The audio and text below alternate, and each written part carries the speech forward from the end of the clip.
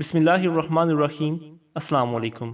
حضرت انس رضی اللہ تعالیٰ عنہ سے روایت ہے کہ ہم نے ایک دفعہ نبی رحمت صلی اللہ علیہ وآلہ وسلم کو دیکھا کہ آپ مسکرا رہے ہیں، تو حضرت عمر رضی اللہ تعالیٰ عنہ نے پوچھا، یا رسول اللہ صلی اللہ علیہ وآلہ وسلم، کون سی چیز مسکراہٹ کا سبب ہوئی؟ آپ نے فرمایا، میرے دو امتی اللہ تعالیٰ کے سامنے گھٹنے ٹیک کر کھڑے ہو گئے ہیں، ایک کہتا ہے، یا اللہ، اس نے مجھ پر ظلم کیا ہے، میں بدلہ چاہتا ہوں۔ اللہ پاک اس ظالم سے فرماتا ہے کہ اپنے ظلم کا بدلہ ادا کرو۔ ظالم جواب دیتا ہے، یا رب کریم، اب میری کوئی نیکی باقی نہیں رہی کہ ظلم کے بدلے میں اسے دے دوں۔ تو وہ مظلوم کہتا ہے کہ اللہ، میرے گناہوں کا بوجھ اس پر لاد دے۔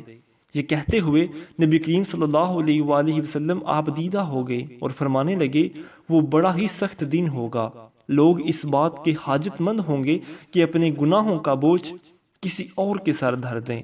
اب اللہ پاک طالب انتقام مظلوم سے فرمائے گا، نظر اٹھا کر جنت کی طرف دیکھ۔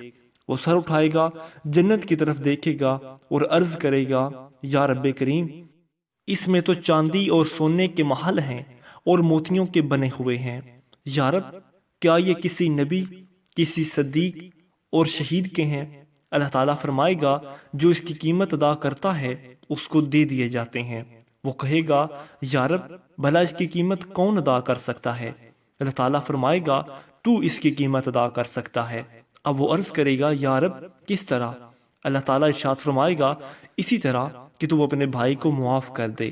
وہ کہے گا، یا رب، میں نے معاف کیا۔ اللہ پاک فرمائے گا، اب تم دونوں ایک دوسرے کے ہاتھ تھامے جنت میں داخل ہو جاؤ۔